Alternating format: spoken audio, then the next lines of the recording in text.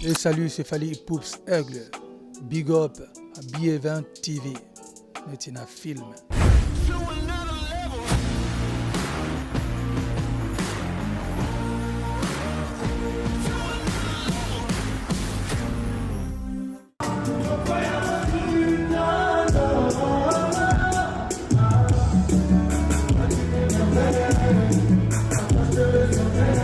Bonjour Fally.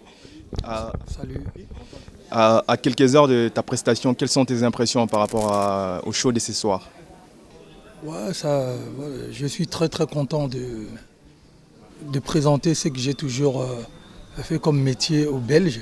Parce que j'ai pas eu encore la chance de... Je sais pas si j'ai déjà fait un concert ici en Belgique. Je crois que ça sera ma première fois, un vrai concert live. C'est avec... je suis surexcité, donc j'attends le public ce soir. Après avoir sorti ton dernier projet Tokos, et puis il y a Tokos Golden, la suite qui est Deluxe, quels sont les retours par rapport à ces projets? Ouais, ça va, je pense que le but était de rajouter quelques titres que j'avais enregistrés. Et puis bon, voilà, le public a plutôt bien accueilli le projet. Comme toi, y'en a pas deux. Non, je t'attendais depuis longtemps. Ah, ferme les yeux, fais un vœu. Chic, je veux savoir ce que... Maintenant que tu as sorti des projets urbains, est-ce que tu te considères comme étant un artiste qui fait de la musique urbaine ou bien de la rumba? Non, moi je suis juste un artiste qui essaie de faire de la bonne musique. Je ne me catégorise pas en tant qu'artiste urbain. Je pense que je suis un artiste qui fait du Tokos music, c'est-à-dire le mélange de la musique urbaine internationale et la musique congolaise typique. C'est-à-dire que voilà, avec nos guitares, lingala, ça ne me classe pas en tant qu'un artiste que urbain, quoi. Je suis juste un artiste. D'un coup, un coup, elle me dit je t'aime.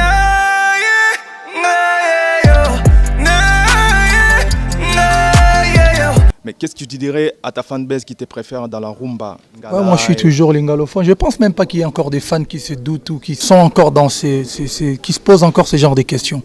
Mon public, les gens qui me suivent, les gens qui ont commencé à suivre ma carrière depuis 2006 savent quel genre d'artiste je suis. Moi je suis un artiste très ouvert et j'aime prendre des risques. Donc voilà. Mais néanmoins je reste un artiste congolais qui a comme première langue lingala. D'abord, vous allez remarquer, même quand j'ai fait mes albums urbains, je prends toujours soin de faire quelques couplets en lingala pour garder l'authenticité.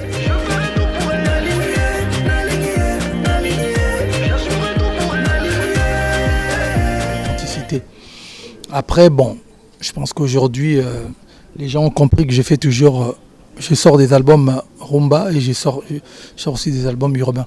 Voilà, c'est ma façon à moi de penser musique. Donc je ne vais pas rester que dans...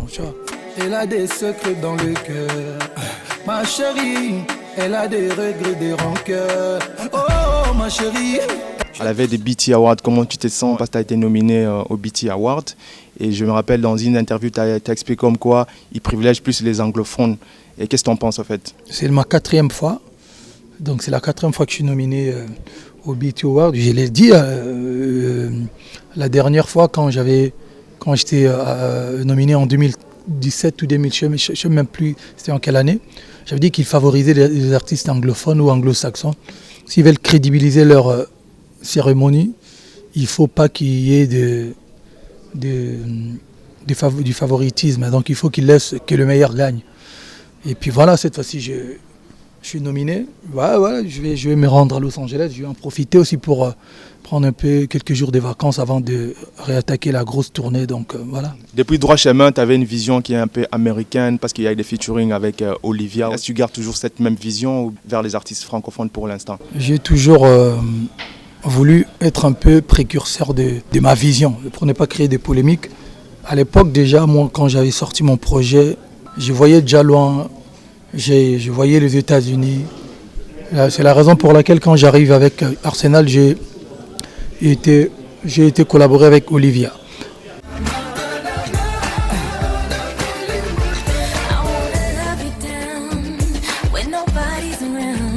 Depuis Tokos 2, on n'a pas ramené les artistes américains. J'ai une collaboration avec Sean Paul qui traîne toujours quelque part dans le tiroir que je n'ai pas sorti. Tu vois, le Covid nous a quand même fatigués un peu, donc ça ne nous avait pas permis d'aller faire des collaborations du côté des États-Unis. J'ai toujours cette envie-là de pouvoir s'échanger culturellement avec des artistes des artistes américains, que ce soit les artistes américains ou africains, anglo-saxons ou les rappeurs français. Pour moi, c'est une façon de se mélanger. Et c'est vrai qu'en ce moment, je collabore énormément avec des artistes et des rappeurs français ou francophones. Ça reste des très bons artistes, quoi. Ouais. Parmi les sons qui ne sont pas sortis, il y avait aussi un son avec Evie aussi. Ouais, avec Evie aussi. Ouais, ça sortira un jour. Non, mais en fait, c'est des sons. Kerry Hilson, on avait déjà plusieurs projets, même si on n'avait pas encore enregistré, mais on avait déjà avancé sur plusieurs 2 sons, Sweet Life notamment, et un autre son. Mais bon, c'est toujours des sons qui sont quelque part dans le tiroir. C'était des sons pas vraiment aboutis. Je préfère sortir des sons c'est-à-dire bien composés, bien arrangés. Donc voilà. Tu viens fraîchement du Congo et pour l'instant on sait bien tout ce qui se passe, il y a la guerre à l'Est et puis on a vu aussi dans des vidéos où tu faisais des dons par rapport aux forces armées congolaises, les FARDC. Un petit mot par rapport à tout ce qui se passe là. C'est vraiment déplorable ce qui se passe à l'Est au Congo en général, mais plus à l'Est du Congo, ça fait très longtemps que ça dure. Voilà, donc moi j'ai fait pas mal je me suis déplacé plusieurs fois, j'ai fait même une chanson qui s'appelle Stop à la guerre.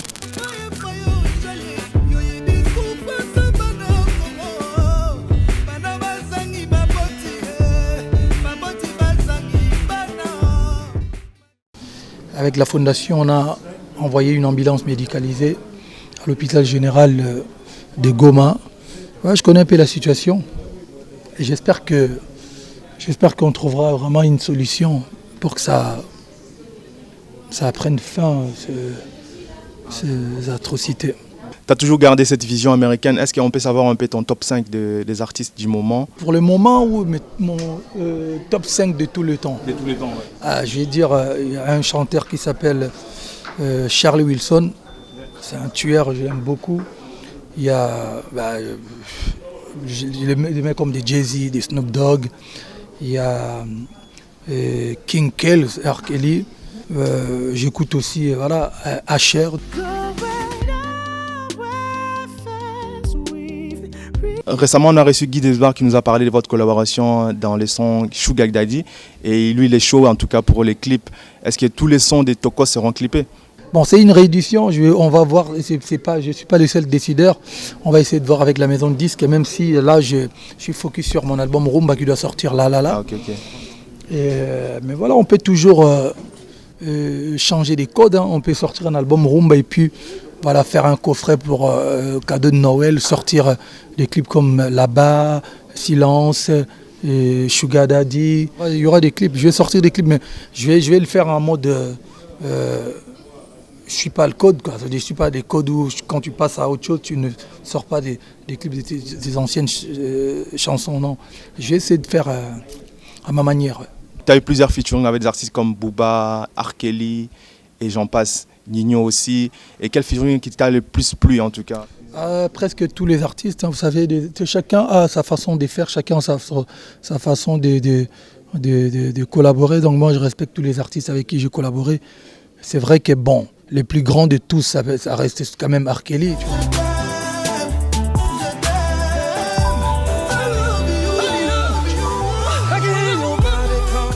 C'est un gars qu'on a écouté quand on était jeune. Pour moi, c'est l'un des plus talentueux des personnes avec qui j'ai collaboré. Mais bon, je respecte toutes les personnes avec qui j'ai eu la chance de collaborer. Donc, ils sont tous talentueux. Ouais. Sur Instagram, tu as utilisé un son Rumba. Est-ce que tu peux nous en parler un peu plus et puis savoir si l'album va sortir très prochainement? La date, non. Mais l'album sortira avant décembre, en tout cas. Tenez-vous prêts. Les gens qui aiment bien la rumba, tout ça, là, les vraies chansons d'amour, je vais vous faire plaisir. Ok. On sait que tu es en pleine tournée et ta plus grande date de la tournée, c'est le 29 octobre au Stade du Martyr de Kinshasa. Tu peux nous en parler? Ah ouais, c'est la plus, j'ai envie de dire, c'est la plus grosse date de la tournée. Et c'est l'un de mes plus grands concerts, l'un des plus grands concerts de ma carrière. Et c'est le plus grand concert de Fally à Kinshasa. Vous savez, Stade du Martyr, il y a quand même 80 000 personnes. Et il me reste que ça à faire à Kinshasa, en fait. Vous savez, les Congolais disent non pour quand les gens, même si je ne cautionne pas, moi je valide pas ça, leur façon de voir, mais bon, c'est quand même une suite logique. J'ai fait l'Olympia, j'ai fait Bercy, j'ai fait Apollo, même s'il y a eu 0 Congolais qui a fait Apollo. Et on va essayer de suivre nos grands frères, nos aînés qui nous ont